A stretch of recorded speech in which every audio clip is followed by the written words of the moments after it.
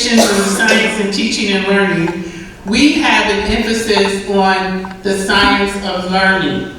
We started out with that the first day Prof. CB was sharing information with us about that.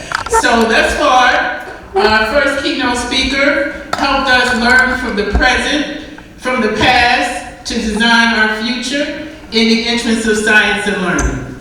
Our representative from DHEC came to us about national capacity development with our focus on the science of teaching and learning. You see where I'm going here? You know, I don't really like all these empty seats here, but I'm going to try to be quiet about it. Because, you know, I would have shifted to teaching mode and we would have filled up the first 5 rows, but let that go. I just had to get it out. So then, language resourcing and what that means for the science of learning, the complexities and the utilities of it, and our stride toward digital ascent, because we're not going to let digital death happen, right? Yes. Right? Right, okay.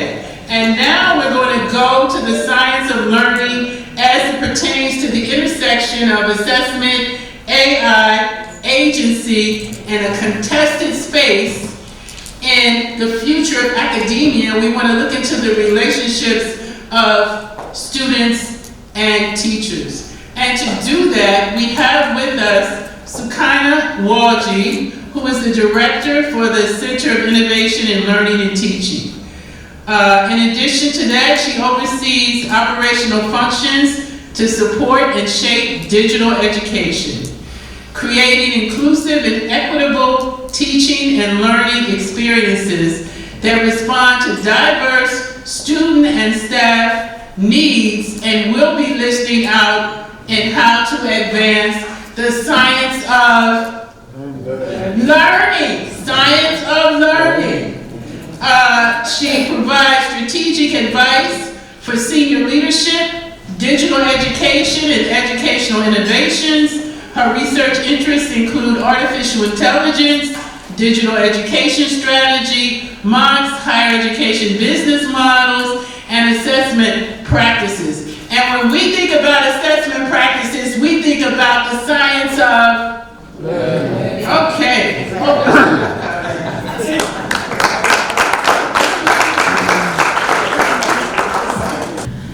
Okay, thank you very much for that very warm and kind introduction. I'm truly honored to be here. So I want to thank the organizers for the invitation, and to hope that this is the, continuation of a kind of relationship and collaboration between my center, ECT, and the Teaching and Learning Office here. And I just want to give a shout out to Badru, who visited us, it seemed like a long time ago, but wasn't that a long time ago. And we've had some wonderful collaboration around, really just sharing what it is that we care about in the teaching and learning space. Okay, so I am going to speak about three interconnecting things: assessment, AI, and agency, and that's really because that's really what's on my mind at the moment in the work that I do. And so I'm just going to go straight into it, just to say that, full disclosure, I decided to try and use different Gen AIs as a thinking partner as I developed this presentation. It went well sometimes, but it was also, I think it took me longer than it normally would, and I may well digress as I go through the presentation. But just to say that if I start hallucinating, it's probably the AI and not me, so we can decide at the end. Okay, so just a little bit about me. This is me and my team at SILT, the Center of Innovation in Learning and Teaching. We are a department that is located in our Center of Higher Education Development, which is a faculty that supports the development of higher education, particularly around staff development, and advancing really the teaching and learning space. And the reason that I've got a picture of me and the team is that really anything I say here or anything I do has really come about through, the work of many other people. researchers, teachers, educational technologists, learning designers, and so on. And for those of you who work with my department or come and work with us, people often leave saying, gosh, that was death by collaboration. And that's really very much our approach. But I think that that's something that I hold very strongly to, around bringing in diverse perspective and multiple skills, because that is actually how we are going to really make sense of digital education going forward. So we do four things, four main functions at the centre. So, and I'm saying this because it will help you understand the perspective that I come from. So we are what we call a frontline service, supporting the UTLO teaching and learning ecosystem. So that means the learning management system, the digital learning infrastructure, the tools and technologies, and learning technologies, and that has meant a lot of work during COVID, but also we are going through an LMS migration. We're migrating to a new learning management system. We've implemented a new course evaluations product, Explorance Blue, and so on. So I think it's important that we are working very much, impacting pretty much every student and staff in terms of the work we do. So the footprint is quite important because it gives us a particular perspective, and especially in terms of data. But it's not only the tools, it's actually the practices around how you use these tools, what shapes them, how does it work pedagogically. The second function is around providing end-to-end digital education design and production service, and that's really a future. I mean, we set it up about sort of 7-8 years ago, but it's really saying that we can, we can produce best-of-breed online blended courses with high-end production, the right sort of digital tools, but also the services to enable us to work with lecturers, course teams, new qualifications, to actually do in-house development. And we've been very mindful of the need to develop in-house capacity to be able to do these things. Capacity development is a very important part. We're an innovation centre for teaching and learning advancement. That means we run lots of pilot projects start with us. And then they may be mainstreamed or they may not, and that is learning. So it is research-led. We want to know what doesn't work in our context as well. That's really important. And then the last one is being a strategic advisor on digital transformation hierarchy. What does this all mean? If a DVC or a VC has a question, or we have to start a project off, and so on. And so those are the kinds of things that we hold, and maybe what I'm going to be drawing on in my presentation is two of the sort of most significant projects that I'm working on at the moment, one of which is the UCT's new assessment policy, and how we are hoping and trying to shift the culture of assessment at the university. I'll speak a little bit more about that, but also a policy is just a piece of paper or now a kind of link somewhere or a QR code. It's actually what you do behind that policy in terms of implementation. And then the second is that with AI, I lead the university's AI and Education Working Group. It's an institutional forum that is really doing a whole bunch of work around responding to generative AI, also very iterative. Okay, so when we talk about the future of universities, I'm going to just, some of this was covered a little bit yesterday, but just to bring it down to our context, and I think some of this will resonate, but I mean, it's a bit of a truism, I think, to say that we are in a changing landscape of higher education provision, fostered by digital technologies, and Prof earlier spoke about 4IR and how we can think about that in terms of what does that mean when we talk about changing landscape of higher education provision. So very broadly, we are seeing a digital transformation of universities, sometimes invisible, sometimes forced, as through COVID. From a kind of national regulatory perspective in terms of what universities do, I think there is a blurring of boundaries now between what we consider contact and what we consider distance provision. I think it's very difficult to stick to those, and we're now moving into different forms of blended learning. and what that means for how we decide, to teach, in terms of our core functions. And we've spent quite a bit of time at the university thinking about that, and we now have a new digital, what we're calling a digital and online education policy. Again, it's policy, but it really has been around imagining what UCT is going to be over the next 5 to 10 years, responding to our Vision 2030. And effectively what we're saying is that the digital is now an embedded part of the university, that it's not so much if, but how we advance forward, and that all education is to some extent, or to a large extent, digitally enabled. That doesn't mean that our teaching is not residential, campus-based. That's very much part of the identity of the university, but what does it mean? What do we need for our students and staff to look at different ways of teaching that respond both to societal needs, but also to the success of students themselves. I've mentioned very briefly the assessment policy, and what we're now working on is an Aon education framework. So I'm talking a lot about policies here, and I suppose that's the kind of level at which I've been operating as head of the centre, but then also being able to align different stakeholders and structures to actually help make some of these things happen and to advocate for the resourcing. And I think, Langa, what you were saying is nothing can happen without resourcing, and actually the skills and expertise needed. Otherwise, things just live in the air, and then they're just aspirational. There's two framings that I'd like to introduce that I will carry on, and this speaks to theorizing of digital education. Like, what is it that we mean now when we say digital education? Is it online learning? Is it e-learning? So I found the notion of the post-digital very helpful. There is a journal that was set up, it's called Post-Digital Science and Education. I really recommend reading it for anyone who's thinking in this space.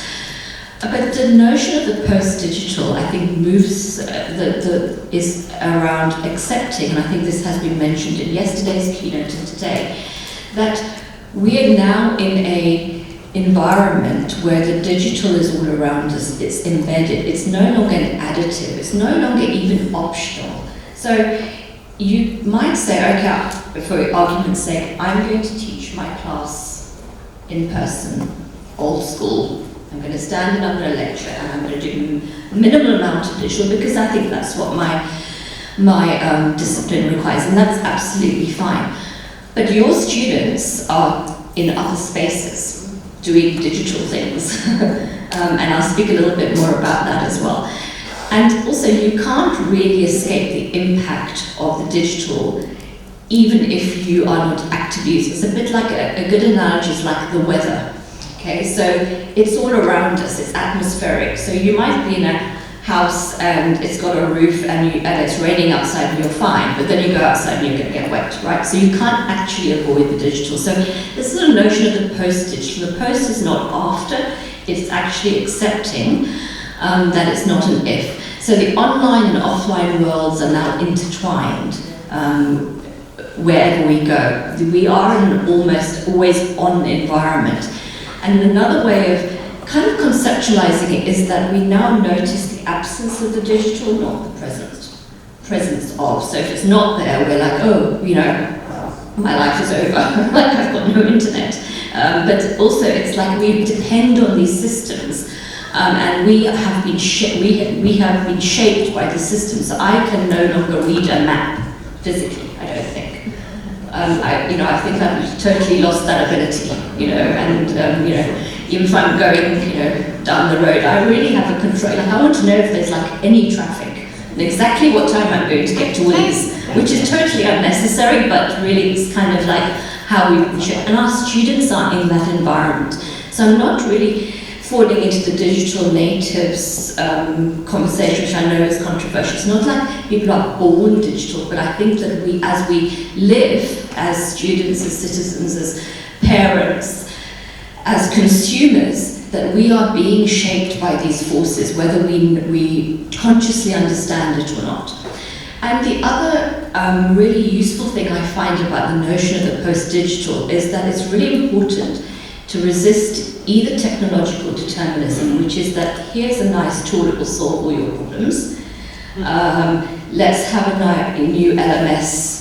We're suddenly going to be, have student success or that. So we resist technological determinism, but we also resist technological instrumentalism, which is that it's just a tool. It's all in how the teacher uses it. If they've got, they're free to select any set of tools they want in order to achieve their pedagogical objectives. That doesn't happen either, because you are constrained by the tools and your capabilities and your abilities. So there's notion in the post-digital about entangled pedagogies, and those are quite interesting conceptual ways that I've been thinking about in terms of how I talk about the work that we do and theorizing it. So just a nod to maybe, if people are interested, to look at the journal, but also think about the post-digital.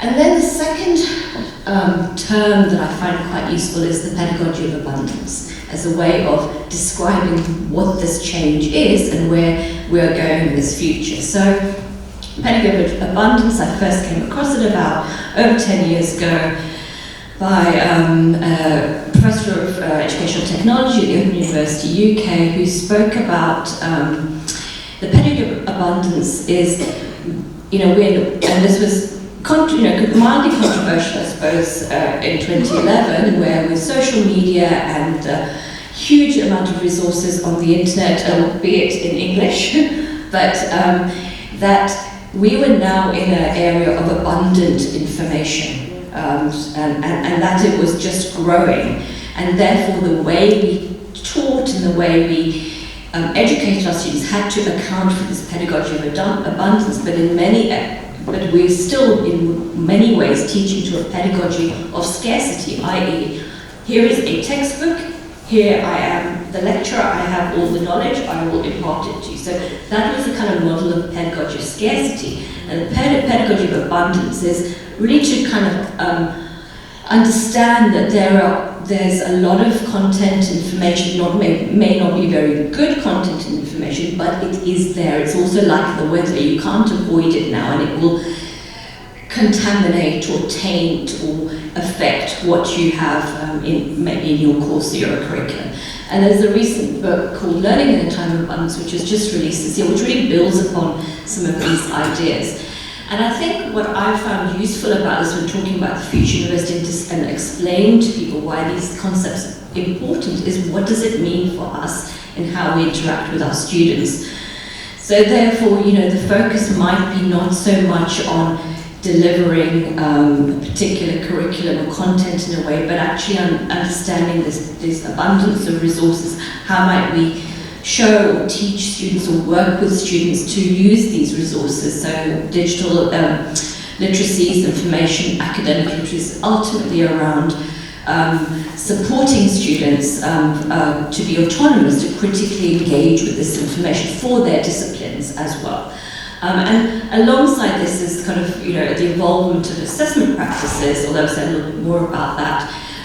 And we've seen more open book authentic assessments because there are these, resources that can be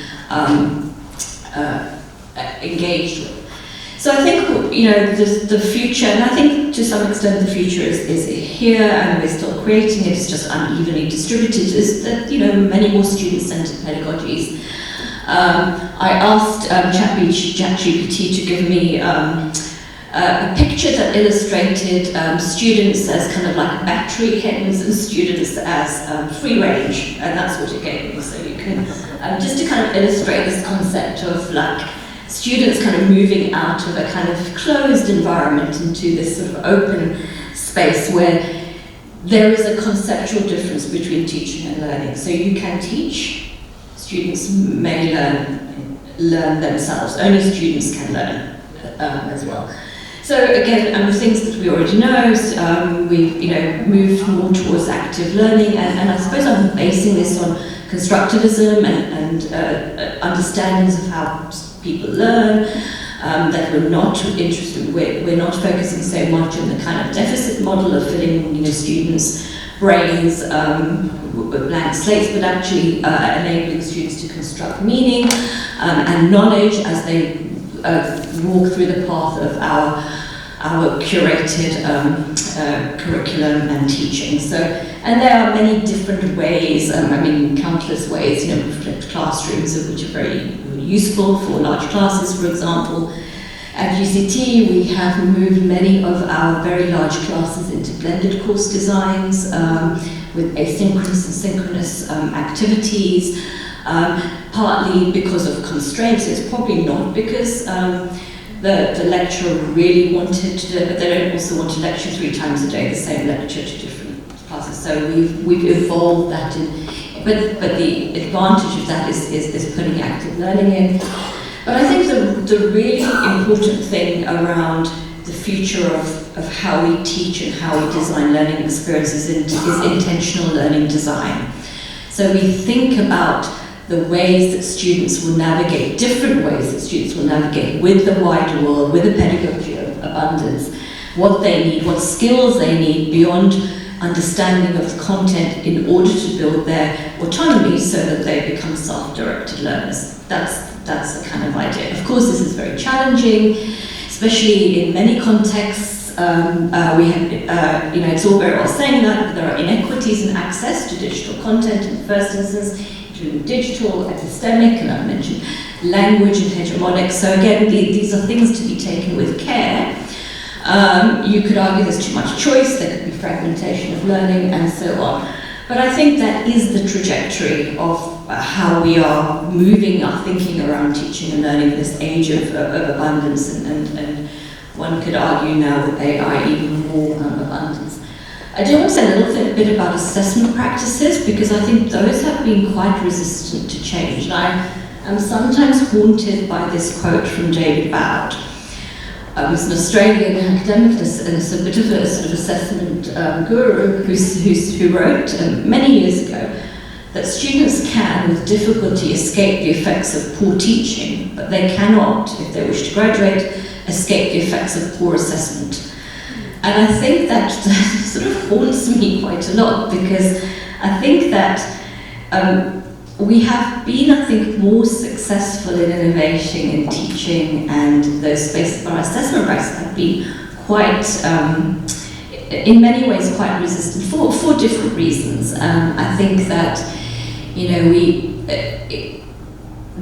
it's a very powerful lever in an institution, assessment. It exercises power, and that was really brought to the fore for me in the last 2 years at UCT, and it was a UCDG project that I led, which was around changing assessment cultures at UCT for student success. Very broadly, and the end game was to develop a policy and the structures around it. So we spent a lot of time speaking, analysing assessment designs, handbooks, looking at what was working, what does the literature say, and the most powerful thing, I think, was when we started talking to students in focus groups, and not surprisingly, because it's in the literature, students really did feel a sense, many students felt that the assessment othered them, that it was punitive often, and things that probably are familiar, and that the power that assessment had in an institution came out very much around students' perceptions of feeling marginalized, or the structure of assessment in terms of the curriculum load and so on. So that, there's a lot of detail that we've written up. And what was very powerful, though, is that we decided after the first tranche, we had a policy that if we were going to actually make change, we would have to build a kind of like stakeholder community. So we had public engagement workshops where we had students and staff in the same room. discussing the impact of particular types of assessment practices. Sometimes, traditional invigilated on campus, but also other types of assessment that were felt to be problematic, whether it was the timing or the perceived unfairness or the marking or the lack of feedback that came back and so on and so forth. So where we got to is that we now have a policy, you can Google it, it makes a stance though, it's not technical, it's not saying, your assessment, if you want good assessment, has to be valid and reliable, and it's not a psychometric approach. It's really about saying that we have to have assessment practices that optimally reflect student achievement outcomes, because really that is what validity is about. Can you defend your assessment decision or design? Can you really say that that is a fair assessment for what you want to assess? And so, the type of instrument is important, but it's also the culture around it. How are you introducing your assessment? Are you allowing students choice? Are you allowing different languages or examples and so on? So it's really about moving it to say assessment is both a social practice and an educational practice. That's been quite a shift. We are now at the stage of advocacy and implementation, but it took a lot to get that policy. And that really what we want to do with assessment, yes, it has to be a measure because your degree counts and qualification matters, but really it's around promoting desirable effects of learning, which sounds such an obvious thing to, this assessment promoting learning. But we've really had to engage really with the science of learning and the science of assessment. Okay, so this is all happening, and we've got the policy, and then we have generative AI, which kind of just as we had a plan in place for assessment practices and an implementation guide, we've set up an assessment studio for staff to have assessment redesign workshops, and there's like momentum building 2023, and then we have generative AI. So again, generated by DALL-E there, I asked for a surprised approach to the incursion of generative AI in higher education. That's what I got, which I quite liked. So we talked a little bit about this yesterday, but this is again futures, like how do we react to things that come like this. So generative AI is a totally unsolicited incursion into higher education. We have been subject to no ethics, no nothing social experiment, right? And it is no surprise that we're feeling sometimes like this. And it's a technology that has been put straight into the hands of students and staff, immediate, overnight. I mean, I've seen the sort of dramaticness of it. Perhaps because we're just so used to sort of mid-level trauma, we don't really realize it, but objectively, if you think about it, everything changed overnight. It's a general purpose technology, so it has many use cases. If you read a manual about what it can do, it's already out of date because you figured out another 15 use cases and now this doesn't work because you can prompt this way. It's also conceptually different from other edtech tools. So if you implement an LMS or a course evaluations tool or lecture capture or the calculator, all from Alpha, you kind of know what you're buying, right? This is the spec, this is the use case, you'll get this out. But yes, of course, there's some emergence in there. This is a black box, okay? Yes, we understand to some extent the mechanics of how the large language models are put together, how the transformer architecture with its weights and tokens enables the outputs that it does and the randomness and so on. But it has both creative, so generative capacities and also social affordances. But it's fairly unpredictable, and I'll illustrate a little bit about that. So we don't really know what we're dealing with in many cases. Maybe we do a little bit now, over 2 years, but we're finding more use cases all the time. we talked about this yesterday, the willingness to anthropomorphize generative AI because of the social affordances. You can chat to it, it can kind of mimic being your best friend. You can tell it to be anything you like. Please be Prof today, and you'll get a really lovely engagement, one assumes, and so on. So it's not even like when you say, I used Claude and it was like this to me. It's almost like you're saying, I asked it to be something, then it was something to me. It's almost mind-boggling to get your head around the kind of levels of interaction with this thing. And so clearly there is a contestation around the significance of generative AI along the continuum of skepticism.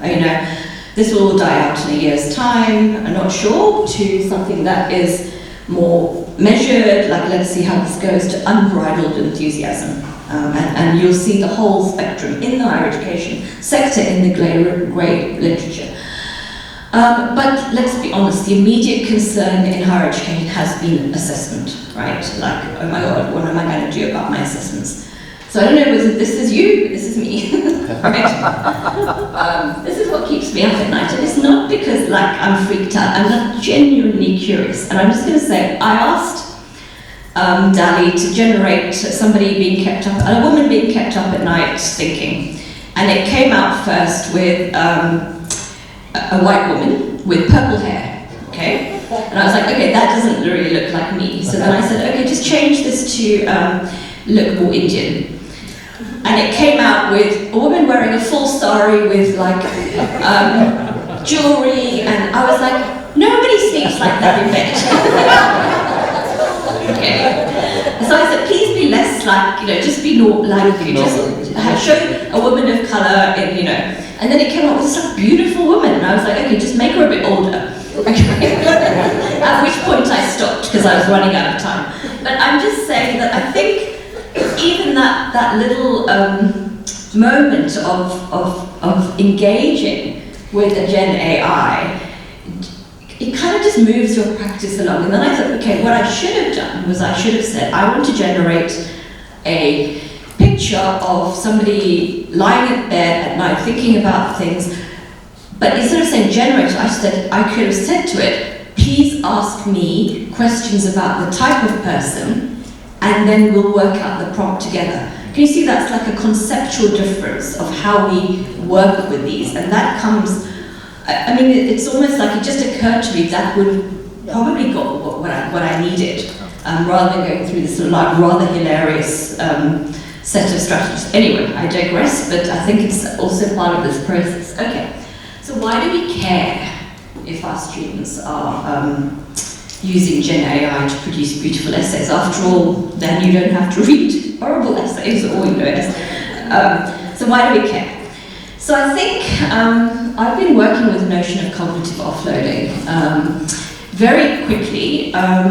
So cognitive offloading is very broadly that we have always used tools to help us in our activities and tasks. And that's, before Gen AI, that's always been an assessment. So if there are some definitions of what it means, cognitive offloading, but effectively, we allow our students to use calculators, right? Because then they don't have to do that. We allow them to use memos, we allow them to use heuristics, maybe in an assessment, and so on. So this is not new, that, if you set up an assessment blueprint, you say, okay, do this, and there's an implied set of tools that you can actually use.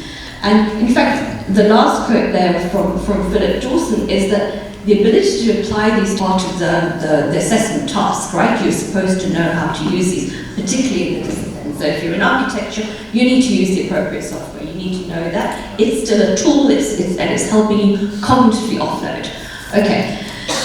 But I think what's happening with Gen AI, and again, it sort of seems obvious, but it's useful too, is that students are using these tools that in ways that are circumventing assessment blueprints, right? So they're using it in ways that they want to use them, or that they feel that they can. And I've got some student feedback around that. So they are achieving learning outcomes that you set them, that you require them to do time on task, but they're actually just able to jump. So effectively they're offloading to generative AI, and that is why we care, right? Because there's a learning loss or potential learning loss. And therefore it's both a learning loss. So first of all, it's like a validity issue, an integrity issue. I don't even know if that student actually did that work, okay? So then I don't know if my assessment is sound. But there's also, I don't know if the student learned, okay? So there's two different things here. And this is why I think people are worried. Maybe they haven't quite articulated it in that way, but that is why this is really, this is not something to be glossed over. This is a serious problem around learning losses. So that's really where we are. So effectively two things. The AI is challenging our enacted assessment designs. I'm calling it blueprints, but it could be the design of the assessment. We just happen to call it blueprints in our policy. So if good assessment practices promote learning, which we want to do, we want good assessment practices, and that means time on task or following the design, but it's allowing them to offload that. And it also challenges the assessment of learning, okay, which is this, this is a real degree, that the student, we can say that. So it enables the cognitive offloading task, so it's a challenge for assessors. And we can see that in the literature that this is happening. This is a really fascinating study. It's called Generative AI Can Harm Learning, so easy to Google. It's quite recent. It's been doing the rounds on LinkedIn. Effectively, it was a kind of a study that split students into three groups, and it allowed them, one group used generative AI as a tutor, just like ChatGPT. The second group used a customized chatbot, which didn't give students the answer but prompted them through thinking, so more of a Socratic thinking tool. And one group had no Gen AI assistance, and they just studied in the same way. And when they had the test or the exam, the students who had used the generative AI, the sort of normal ChatGPT, did worse. Okay, so then there was the finding or interpretation that this led to learning loss. So I mean, it's not quite as, this sort of educational research, you can't take, there are so many other variables, but at least it gives an indication. But what was more interesting, I think, was that the one that had the tutor that gave Socratic assistance, the students did the same as the students who had no Gen AI. Okay, so then we can think about that. What does that mean for the way that we might implement chatbots? So that's just an example of where we are in this kind of early thinking. So what do we do about assessment? Okay, so we have lots and lots of guidelines from everywhere, and I've just picked out a few. I'm happy to share these slides, but really it's around very sensible approaches to moving to more systematic, programmatic assessment, looking at the process of learning, basically doing tweaks to assessment design to try and try and redesign blueprints. So this traffic light system is reasonably useful, for example, also quite popular in the literature at the moment around saying to students, yes, you can use no AI to full AI, and then sort of deciding how that might work. Okay, so I'm going through these, but I'm saying that we can, and this is from my perspective, when we do staff development work, we say, yes, you can use these strategies and you can redesign your assessment, but it's still not a very cheerful story, because students can still circumvent even the ones that you're saying, please use this only for editing, but no, they're actually going to use it fully. So, I mean, there are no really sort of easy, and so the four messages that we're giving is that, yes, it is upending traditional assessment designs and practices. The use is enabling the offloading and outsourcing of certain tasks. You have to accept that that is happening if that is important. AI detection is unreliable and problematic for different reasons, which I don't have time to get into, but there is no technical way of definitively saying that this was AI generated, and it's very easy to circumvent that. And that, a little bit depressing, but by and large, the non-invigilated take-home assignment as a valid approximate proxy is dead. Okay, and that's, I've done this a few times, and people are like a bit depressed depressed after this. But anyway, so assessment just got more complicated, I think, is something. So what I think we can do, we often do, is we go to research, right? And we say, well, actually, let's find out what our students are actually doing. So we, earlier this year, decided to run some more in-depth focus groups. There are quite a lot of surveys that are coming out that are saying, yes, we know, we think, we suspect that students are using them and so on. But we were very interested in the UCT context. Our question was how are undergraduate students engaging with the availability of these tools for their assessment practices.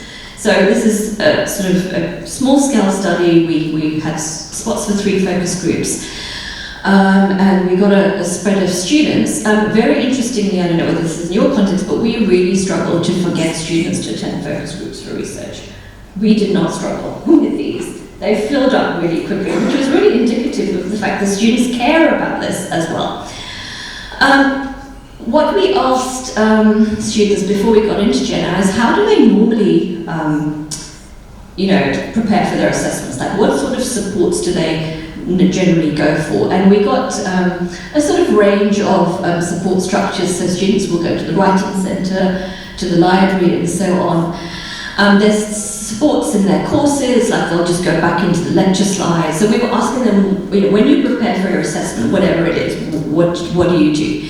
They'll go to friends, tutorial groups. This is probably quite significant. But the really interesting thing that came out was the number of online resources that students were naturally going to, like YouTube, Google Scholar. This is the pedagogy of abundance, right? Students are doing this anyway. And the most commonly mentioned was Google, and then textbooks and so on. So that was also kind of interesting there. They also mentioned various shortcomings that spoke to the structural issues that had come up around not having enough time to make use of supports. Consultation times didn't match with their timetable of when tutors were available, and so on. And sometimes they actually said they received unhelpful assistance. Okay, I'm just rushing this through a little. So we then asked semi-structured focus groups, and we actually found 5 areas where how they were using them. So very few were not using any AI tools at all, and the main reason was they were scared they were going to get done for plagiarism, so they were keeping away. However, and I don't know whether it's an unintended consequence, after the focus group, one of these students were like, oh, I think I'll start using it now because I've listened to everybody else. So there's this like viral nature of this. But so one thing that students were using the AI for in their assessment was what we call task analysis or guided ideation, i.e. they didn't really know what to do when they got their assessment. It was either that it was just not clear. So there's the first quote there comes a time when I get an assignment I don't even know what they're asking me to do. They want me to write 1,500 words, I can't. So I just search up the question on ChatGPT and then I get a response and I base my assignment on that to get direction. Okay, so there was this. And similarly, the second quote, when you don't know how to go about maybe your assignment, how to start, you get an outline of breaking down a question. So that kind of gives, that was quite prevalent. The second one, very interestingly, and a little bit different, was what we call translating the discursive language, or like integration into the discipline. So these were quite revealing. So the first quote there is students saying, one thing I like about ChatGPT, is if I don't understand a topic in a course, I can just write it down in ChatGPT and then ask it to explain as if it were teaching a 5-year-old. And then it explains it in baby terms that I can understand, grasp, and then I'll actually go to the actual content. And then the second one, also quite prevalent, was it also just makes the content that you're learning or assignment or an essay that you're going to do less intimidating. Once you really see it for what it actually is and not with all the profound language used by lecturers. So again, this was very, very interesting, and we had more quotes like that, in fact less polite quotes about how they felt about this sort of gatekeeping almost around the discipline. Okay, and then some more familiar things, summarization and simplification. This came out, students saying that I often use it to make notes, the readings. I find it convenient to just chuck the reading into ChatGPT and get a summary, okay? and so on. So we had quite a lot of information seeking and so on. I'm just going to go through these. And completing and polishing assignments, which I think we also probably are familiar. I'll just do this one, which has really intrigued me, is that students saying, I use AI to write my introductions and conclusions. I will write the body, but because introduction and conclusion, it doesn't really matter. I don't see that as plagiarism, it's just your content. Really, really fascinating use case of a student justifying a rationale for why. Okay. All right, and then, but to be fair to students, they also recognize many shortcomings in the tools themselves. They spoke about bias, inaccuracy, they knew about hallucinations and so on. So they were kind of aware of this as well. But what I'm saying here is that students are clearly exercising agency and choice.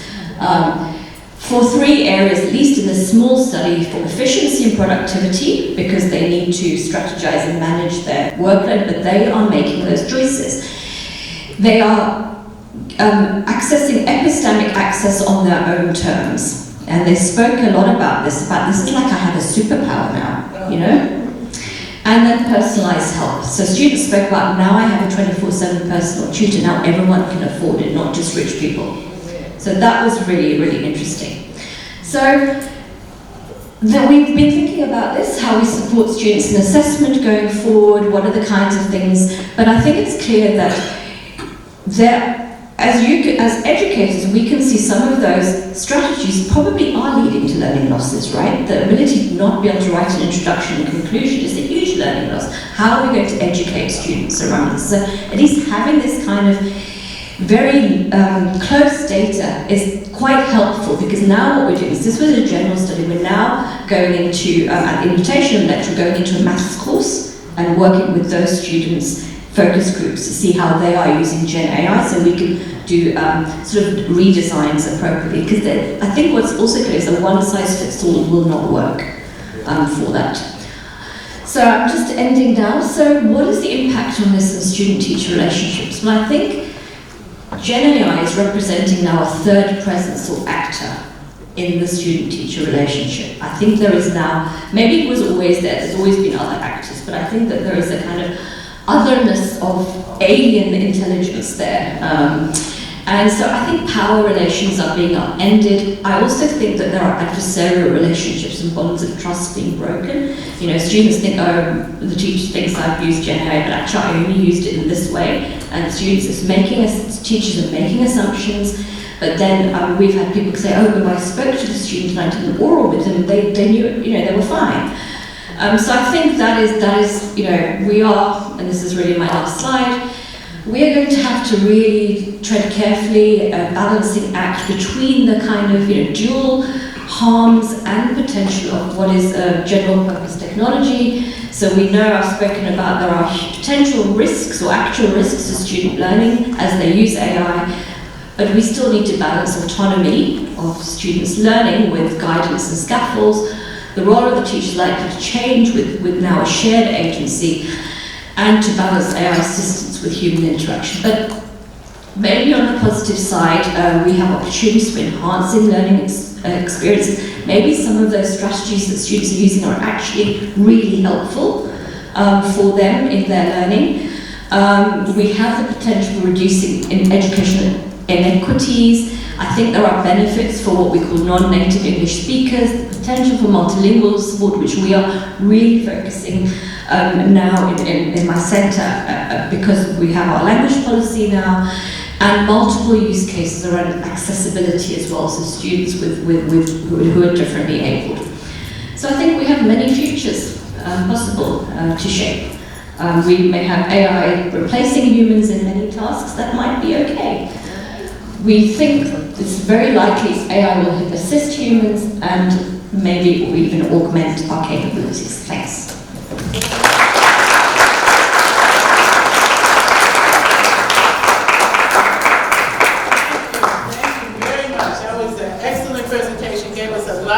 About.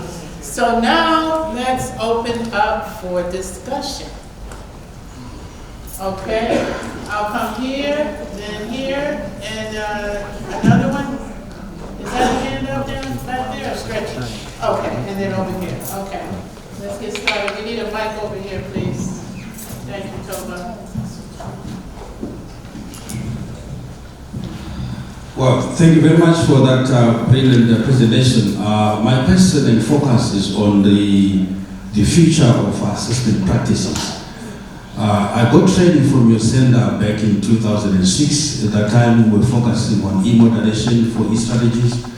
And our assessment was particularly interested in issues to do with formative continuous assessment and so on. Now, almost 20 years later, generative AI, many things are coming through, over-reliance on AI.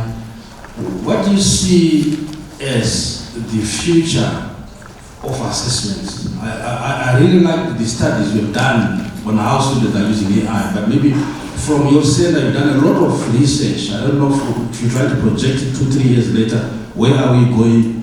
What should we be particularly focusing on concerning assessments in light of all these developments right now with AI, generative AI is taking the picture? Okay, thank you. Do you mind if we take the other two questions? Do you want to take one or you're okay? I'll run it.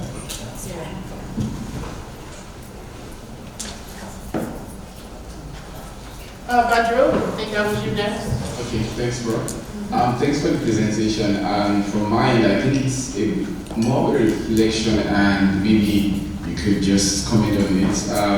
I remember recently I was just thinking about how we've been trying to promote AI, from the academic support and also from students. And I thought about it. I felt it seems like we are moving away from higher education to AI education. What I mean is AI HER education, because now what we are seeing is our academics are using AI to develop the curriculum.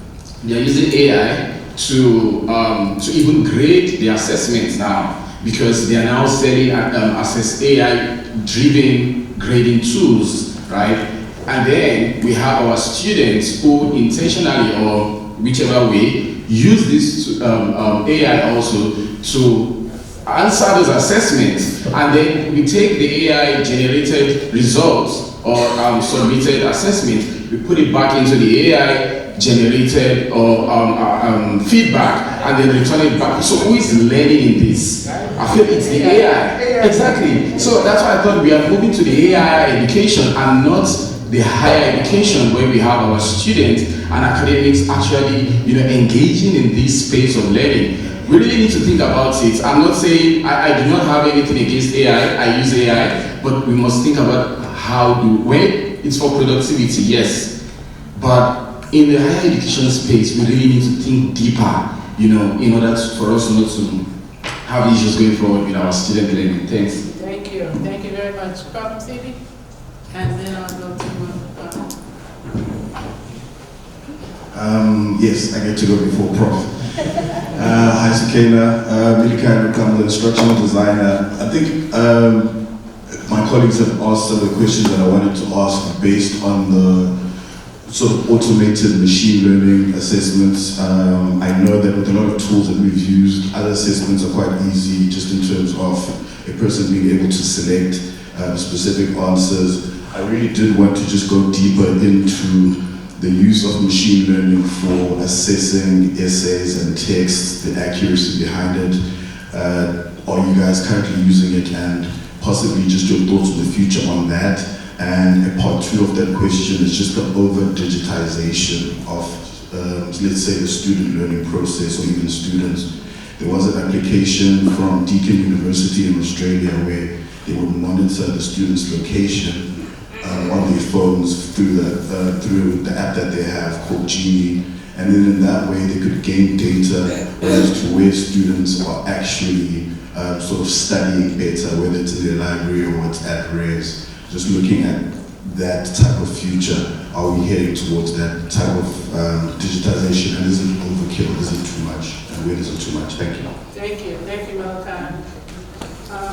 Yes, Prof. Thank you very much, Prof. Thank you, Sukaina. It was a very thought-provoking presentation, and I think there's a lot that is sitting in my head and just bubbling over because there are lots of questions that I have, and perhaps they are related to what Badru and the colleague there were asking in the main about what is the future of learning and what is the future of assessment.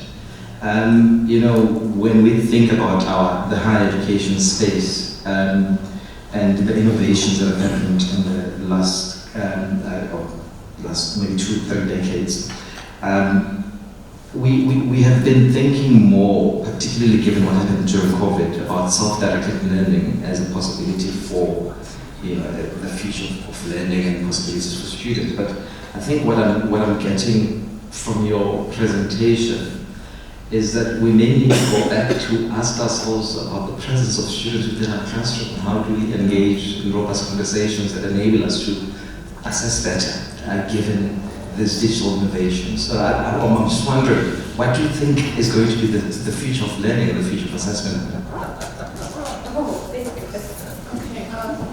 We're going to ask you to respond now. I just want to say to the gentleman, I see the other hands, but we got a program director here, and I'll blame it on him. He said don't take anymore. Okay, but we do have break coming up, so by all means, what you want to say is important. Thanks. Over to you. Okay, so I wish I had, that's why I'm going to have more sleepless nights. Okay, so assessment, I said it's not a one-size-fits-all, but what I found quite useful is what we do in other situations is, and maybe it's a band-aid, but it's called the Swiss cheese model of assessment, where I think we're going to have to use different types of assessment, triangulate it to get a better picture of what the student is capable of across their time in the institution. And that may mean some more what we might call traditional assessments, so and I think what we have to is go back to first principles around assessment design. What is the learning outcome that you want? Then you work backwards to what is the assessment that will support that learning outcome. If it genuinely is something that you need to put students and invigilate them, you do it. Okay, but I don't think you need to do it for everything. That's the thing. So I think it's been called the Swiss cheese model, and that is because you have a piece of Swiss cheese that's got holes in, right? So that's like every assessment now has holes, potentially. But you layer pieces of cheese on top, and then the holes fill up. So it's a kind of slightly silly analogy in some ways, but I think that's what we're going to have to do. We're going to have to think about how do we use digital assessment, maybe Medikai, what you're saying, those kinds of ways of I don't like the word tracking, but identifying what students are doing in their learning that might count for something, and so on. So you have to maybe do a bit of a kind of bricolage effect to assessment, depending on the discipline. But I think you have to go back to first principles about assessment design, which is your assessment blueprint really assessing your learning outcomes? That's the one thing. But through the sort of AI marking, teaching, and then learning, I think it has, it's one of those sci-fi kind of end games, right, of the education system where, the student writes an AI essay, gets marked by an AI, and then it gets graded and it goes into the training system. So I would hope that we're smart enough as educators to pick that up before it happens. But it's a good reminder that is where we could go. I have not seen very much yet of automated grading and automated essay scoring. That's not to say that, there have been decades of work in that kind of, not so much natural language processing, but the kind of previous versions of AI which, could mark essays. But they have never really scaled very much, I think. But I do think there's a role for, and I've been reading some cases where you might have an AI tutor, AI marker first pass, give feedback, and then it goes to you for moderation. So I think there is a role for AI in the kind of process of assessment marking, but it has to be based on why. So one of the main benefits that students said was that they got feedback instantly. right? So maybe AI feedback is better than no feedback, especially if you know how to prompt the AI, and if you build a system that actually is got your own rubric and your own marking system as that then gives student feedback. So those are the kinds of mini pilots that we're starting, to think about. But what we're doing is we're trying to find use cases. Where are the problems, or where are the constraints in assessment that we already know about, right? Timely feedback, the ability for students to understand feedback, okay? Those kinds of things. So I think we're trying to find use cases where it helps in particular disciplines. And again, context is everything, okay? So that's probably how I would answer that. Prof, in terms of the future of learning and the future of assessment, the presence of students, I actually think that, and maybe it's post-COVID, that people will value the human connection more, actually, over time. Meaningful human connection. So I don't see that being the biggest threat. I don't see students now going into an AI cage, just interacting with AIs or their digital twins. I mean, maybe I'm still wedded to that. But I think that, but I think what's maybe more important is not to worry so much about the physical presence, but whether there is the sense of a community of learners, students and staff and AI agents kind of there. But this sort of sense of a community, and I very much feel post-COVID, especially in our context, around wanting to rebuild that shared learning community. Because I think things were really, broken and so on around stress and things. And maybe what I haven't heard so much in this conference is the student voice, actually. The student voice, and I shared some of these focus groups. I have a set of focus groups from 2 years ago, which I actually found quite distressing to read, because there were students in a lot of pain about the violence they felt of some assessment practices, and I don't think it's particularly unusual. But when we did follow-up, and we had students and staff talking to each other in a kind of, quote, safe space, there was an understanding, maybe, of why things happen as they are, but also for staff. And it's not about othering or blaming anybody. We're in a kind of somewhat insidious neoliberal higher education system where instead we have perverse incentives that sometimes mitigate against supporting student learning in favor of speed or efficiency or outcomes. So it's actually very, very complex in that sense. But I do think that people will, like, we still want to go to face-to-face conferences, right? So we still want this, we want to dance and talk. So I'll leave it there. Thanks. And coffee. Yeah.